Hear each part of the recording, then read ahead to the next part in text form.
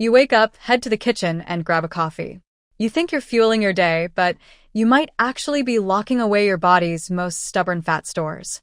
What if the secret to losing that pouch around your midsection wasn't a grueling hour at the gym, but a simple walk before you even touch your breakfast?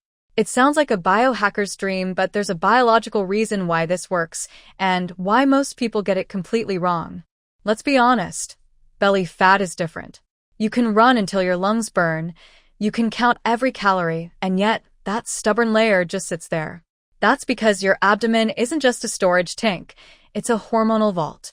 It's packed with receptors that respond to stress, insulin, and the specific way you move your body. If you've ever felt like your fitness routine is hitting a brick wall, it's not because you're lazy, it's because you've been ignoring the biological clock that starts ticking the moment you open your eyes. When you open your eyes after 8 hours of sleep, your body is in a state of metabolic privilege. Your insulin levels have bottomed out. Your glycogen, the quick-access sugar stored in your muscles, is significantly depleted. Your internal engine is essentially running on empty. In this state, your body is no longer looking for the easy hit of sugar from your last meal. It's forced to do something it hates to do. It has to go hunting for fuel in your deepest fat cells. Think of your body as a hybrid vehicle. After you eat a sandwich or a bowl of oats, your blood sugar spikes. Your body, being incredibly efficient, says, "Hey, there's easy energy right here in the bloodstream," and it ignores the fat stores entirely. When you exercise fed, you're just burning off the toast you ate 10 minutes ago. But move that same exercise to the fasted state, and the narrative changes. Without a glucose supply, the body flips a biochemical switch. It starts mobilizing fatty acids, turning that spare tire into the gas that powers your morning stroll. Here is the critical part.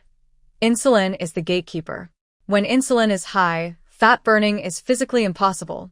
It's like a locked door. Walking while fasted keeps insulin in the basement. It leaves the door to your fat cells unlocked and ajar. But here's the twist. If you grab a healthy smoothie or a splash of milk in your coffee, you've just slammed that door shut. You've neutralized the hormonal advantage of your fast. You're moving, sure, but your fat cells are locked tight, hidden behind a spike of insulin. Now, don't start walking to the mailbox and expecting to see a change. We need to talk about duration. If you walk for 5 minutes, you're just getting your blood flowing. You haven't given your body enough permission to tap into those stubborn adipose tissues. Research suggests that the sweet spot sits between 30 and 45 minutes. It's that window where your body stops trying to find leftover glucose and starts dedicating itself to burning stored energy. It's the difference between a quick warm-up and a fat-burning session. But there's a trap here. Many people think, if slow walking is good, high-intensity sprinting must be better. That is a massive mistake. When you fast and then go do an aggressive, high-stress workout, your body spikes your cortisol levels. High cortisol is literally a magnet for belly fat.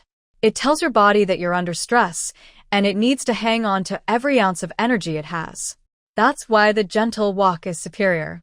It lowers your stress hormones, resets your nervous system, and targets fat without triggering a fat storage alarm.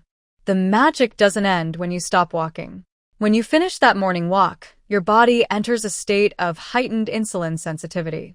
Every meal you eat for the rest of the day is processed more efficiently. You are effectively calibrating your metabolism before you've even started your workday. You aren't just burning calories for those 40 minutes, you're changing how your body handles food for the next 12 hours. So, how do you make this work for your specific lifestyle? First, hydration is non-negotiable. Drinking 16 ounces of water as soon as you wake up wakes up your digestive tract and optimizes fat oxidation.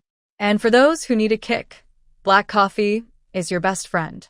The caffeine acts as a stimulant to fat mobilization, and as long as you keep it black, no sugar, no cream, you keep the fat-burning door wide open. It's a simple shift that makes the effort twice as effective. Let's get real about the results. You won't wake up 5 pounds lighter tomorrow. Think of fat loss like a melting ice cube. You don't see it happen in the moment, but suddenly, you realize the cube is gone. The mistake most people make is quitting after 3 days because the mirror doesn't look different. The power here is in the compound effect. 2 weeks of consistent, fasted movement does what a single hour of torture in the gym never could. It's a slow, steady, and sustainable transformation of your hormonal environment. So, the strategy is simple.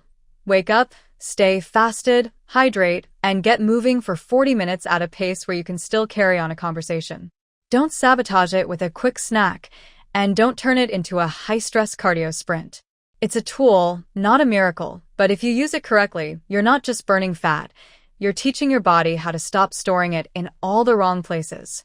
Tomorrow morning, before you do anything else, put on your shoes and see what happens when you let your body do exactly what it was designed to do.